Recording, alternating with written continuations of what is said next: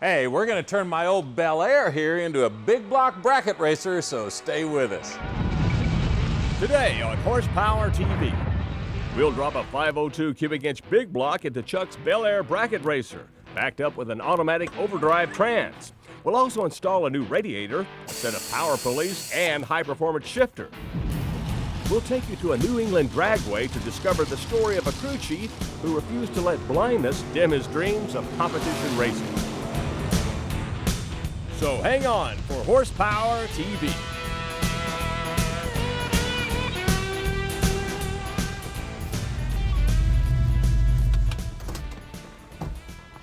Hi, and welcome to Horsepower TV.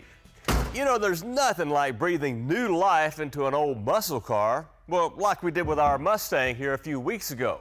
Well, now it's Chuck's turn. In fact, he's got a perfect candidate for this 502 that we built up here in the shop recently. Yeah, now I've got something that's been just languishing in my backyard begging for a new drivetrain. It's an original 427 4-speed 66 Bel Air. And hey, this thing's going to make a great bracket racer for a couple of reasons. First of all, it's got an engine compartment that's big enough to hold the biggest big block. Plus, it's a two-door sedan that's a lot lighter than the more popular hardtops. And finally, hey, this thing's got enough rear overhang to help us really plant the power. Yeah, and with its plain white wrapper there, that thing ought to make the perfect sleeper. That's right. Plus, it's going to be pulling dual duty, too, both on the drag strip and on the street. Of course, the cornerstone for this whole buildup is this 502 right here. We started with a GM Performance Parts short block, then added a Comp Cam's roller valve train, and capped it off with Edelbrock heads, intake, and 800 CFM carb. Now, we figure this thing is going to crank out about 550 horsepower or more, and of course, once we get the old Bel Air built, we're going to take it to the track and see what kind of numbers it'll lay down. Well, if you'll quit laying down on the job and help me get this hood off, we get started.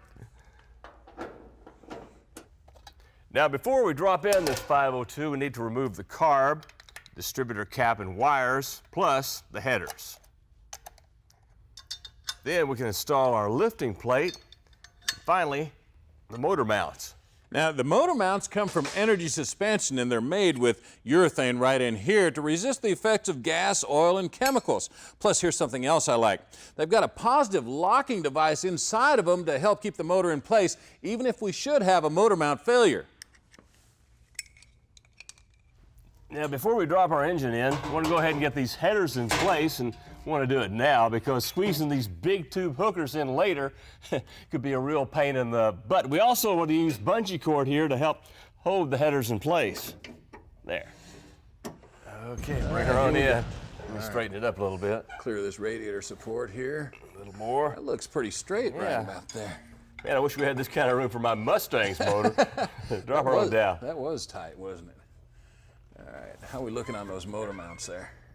Looks like we're gonna be pretty good. Come on. Okay. Watch your fingers. All right.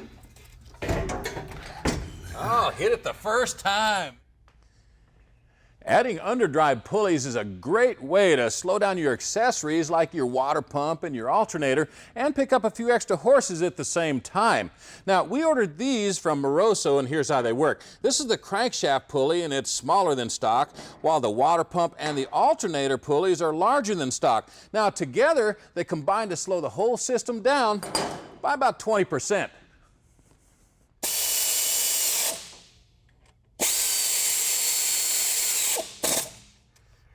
That big 502 is going to put off a lot of heat, so we need a radiator that's going to keep it cool and maybe shave off a few pounds at the same time. This aluminum radiator we got from Griffin puts right up in place of the original, and it even accepts the factory shroud. Now, here's what it looks like inside. It has 2 big rows of cooling tubes instead of 4 for more contact with the cooling fins. Speaking of which, these main fins here even have their own fins. That increases the area that the air passes through. Hey, how's it going? Great timing, man. I just finished with the fan. All right. Let me give you a hand with this. There we go. Get a boat started over here. All right. We first showed you our MSD Digital 6 ignition back when we first built the motor, and well, now it's time to hook everything up. Now the first step though is to find a suitable mounting location for the control box and the coil, and to keep everything modular, well, I've already gone ahead and fabbed up a mounting plate out of some sheet aluminum. Now it looks to me like there's plenty of room right here above the heater box.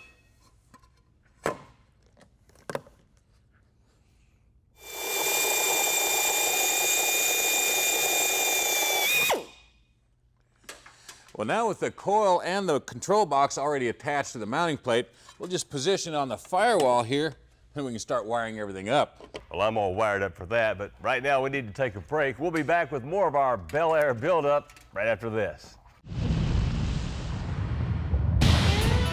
I'm not as fast as other people, but they may not be able to do it with their eyes closed either. Later on Horsepower TV, the amazing story of a crew chief who sees with his hands and follows his dream of IHRA drag race competition.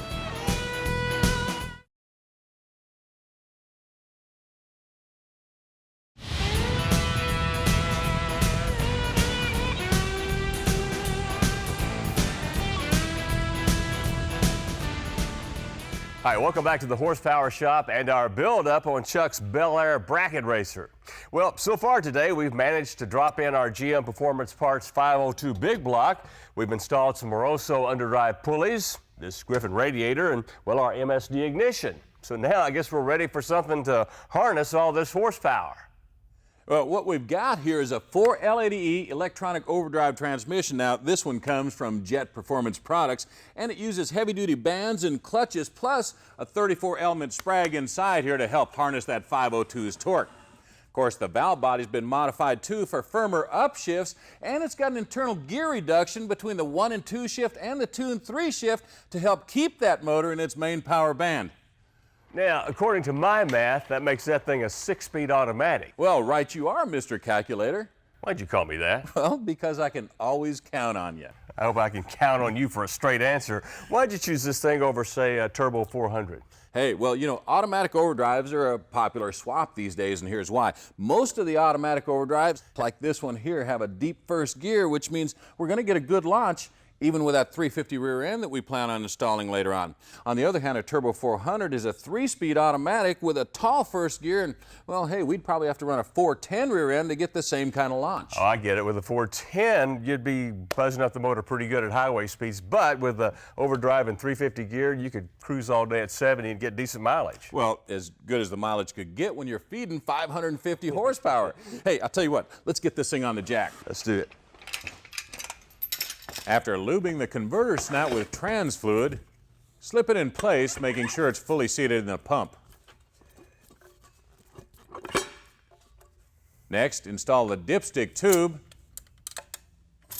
and after positioning the transmission, you're ready to bolt it in place.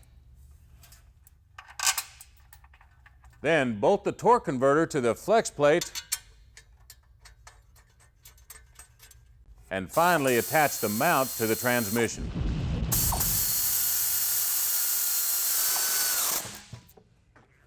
Well, now the 4L80E is a lot longer transmission than anything that they offered in '66, so we're going to have to move the cross member back and fab up some new frame supports.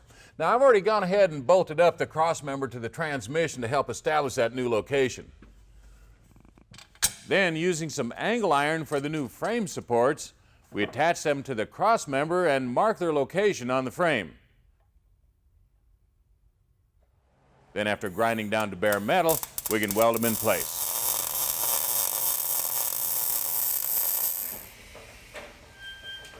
As you know, older cars don't have onboard computers, so we ordered this conversion kit from Jet, and the software inside has been custom calibrated for the Bel Air to control shift points, shift quality, and torque converter lockup.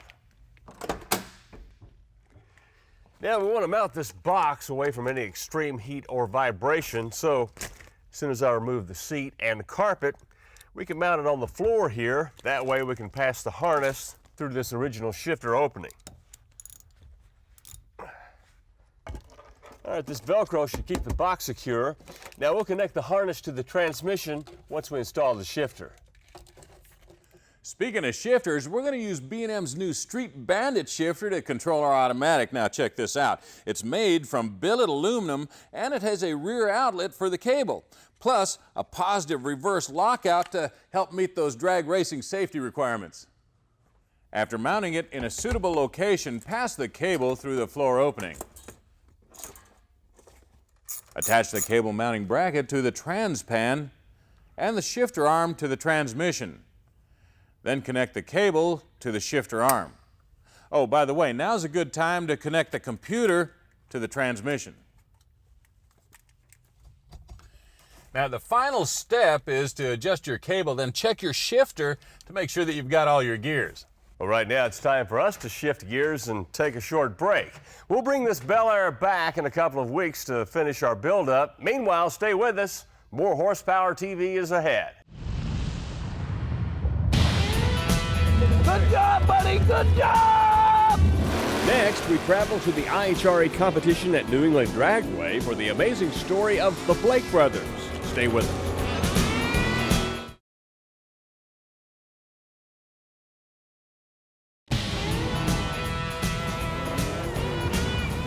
Horsepower TV's Race of the Week. Trackside reports from America's best grassroots drag racing events.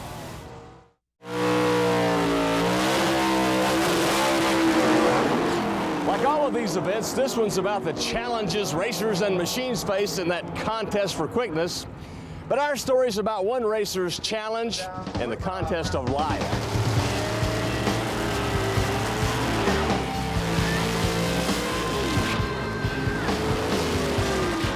Top speed, something every racer dreams of, and something racer Harry J. Blake will never see again. Jay used to work as a mechanic, but one day on the job he was busy at work on a big rig's wheel and tire assembly, much like this one, when the whole thing exploded in his face. The accident left him without a sense of taste, smell, and worst of all, his vision. But as you're about to see, Jay Blake never lost sight of his goal. People don't conceive it could happen. They don't understand blind people can work on engines, or blind people can do a lot of things. So I knew going into it that I had to prove to them I could, and I actually figured there may be one or two people out there that would believe in me, and that's all I needed. When I had my accident, I lost my sight, my smell, and my taste. Your sight and your smell are two huge pieces of drag racing, and I gained it all through feeling the ground and hearing it. Good job, buddy, good job! It's an incredible rush when the car is a great launch and we make a great run. There's nothing better. I started drag racing in the 70s. Actually, the first car I drag raced was a Cadillac my father had, and we took it for the day when we were in high school and came up here and ended up winning, and I had to tell him I got the trophy for working as a pit crew on a friend's car. Like 5 years later, we gave it to him at Christmas, told him it was for his car. He said, no wonder it never ran right.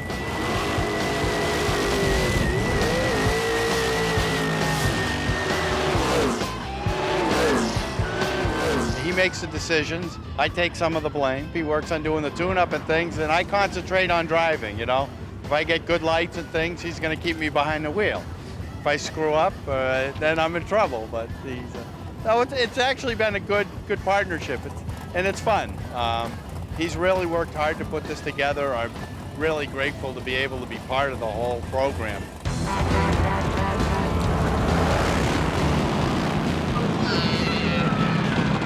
You know, I watched Jay. This winter, this car was completely disassembled, reassembled, new transmission, engine, everything was all completely gone through.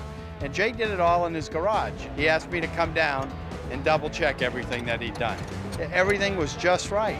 And that helped me build my confidence in what he's doing. Because that's what it is. It's a process of learning about this whole thing for both of us. You know, being blind, it's only been 3 years, it's still something new.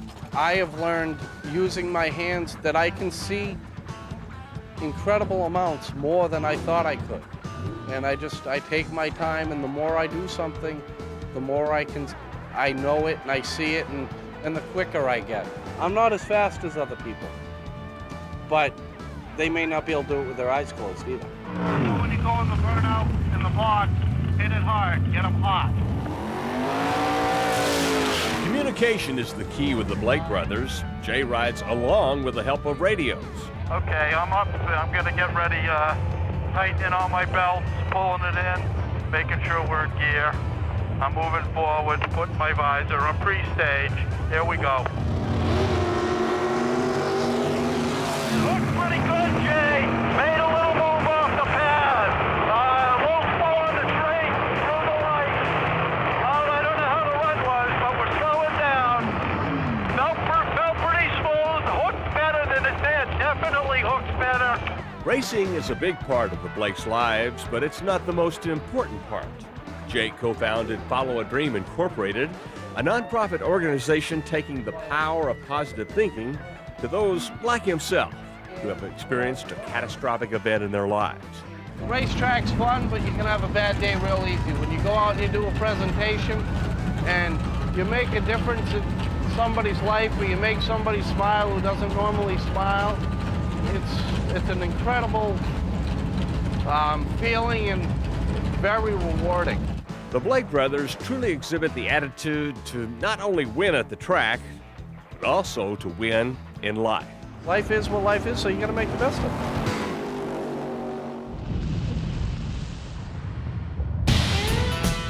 Next on Quick Tech, a look at cams and how to pick the right bump stick for your street machine.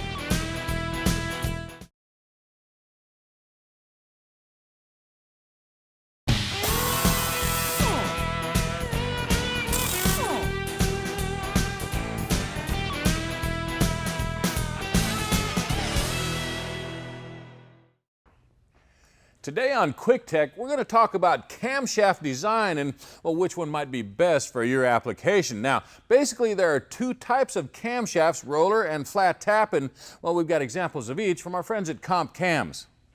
The most common camshaft is the flat tappet, and it's easily identified by the lobe shape. Now, the nose is a lot more pointed than the one on the roller cam. Now, the flat tappet cam has been around just about as long as the internal combustion engine itself, and, well, it comes in two different styles, hydraulic and solid. Now, both designs are simple, economical, and effective up to a point. Now, the fact that the lifter uses a flat face, and by the way, that's how it got its name, imposes certain restrictions on the rate of lift and how long it'll hold the valve at maximum lift. High-performance cams use a more aggressive opening rate to help increase horsepower, but as you increase the angle of the lobe, you also increase the possibility of the lifter gouging that lobe and causing damage. Now, that's not to mention the horsepower that's lost through the extra friction and the heat that it causes. On the other hand, the roller cam uses a tappet with a rollerized base to help address those problems. Now, obviously it's going to reduce friction, but just as importantly, it allows the camshaft to snap the valves open quickly, hold them at max lift longer, then snap them shut smoothly. A flat tappet cam just might be the right choice for you if you're building a street machine or a mild bracket racer, but you need to be aware of its limitations. Oh, and here's something else for you to consider. If you choose a solid lifter version, it'll allow you to rev your engine just a little bit tighter. Hey, good point there, Professor Quick Tech. You know, I remember the time when these roller cams were only found in race applications, but hey, nowadays you find them under the hoods of all kinds of new cars as well. You bet. I guess the manufacturers are starting to recognize the benefits too. Well, right now it's time for us to recognize some of our sponsors. Stay with us, though. Hot Parts is next.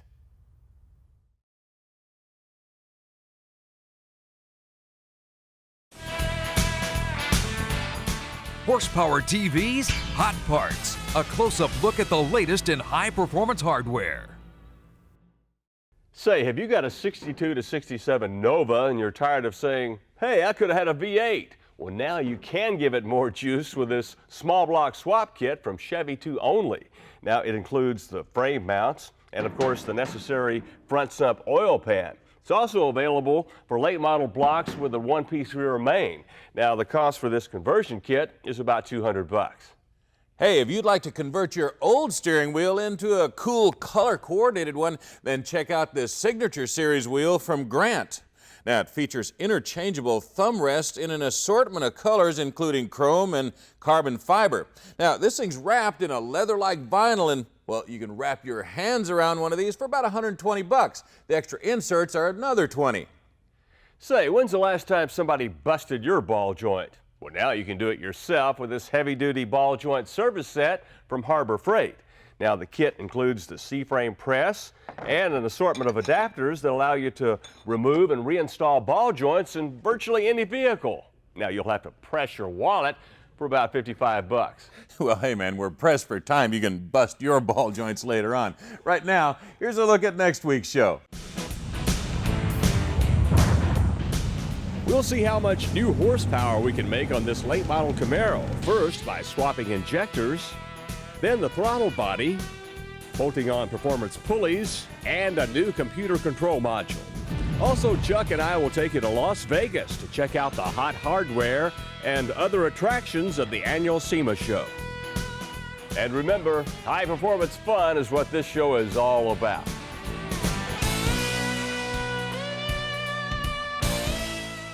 For information about the products used in today's show and more, check us out online at horsepowertv.com.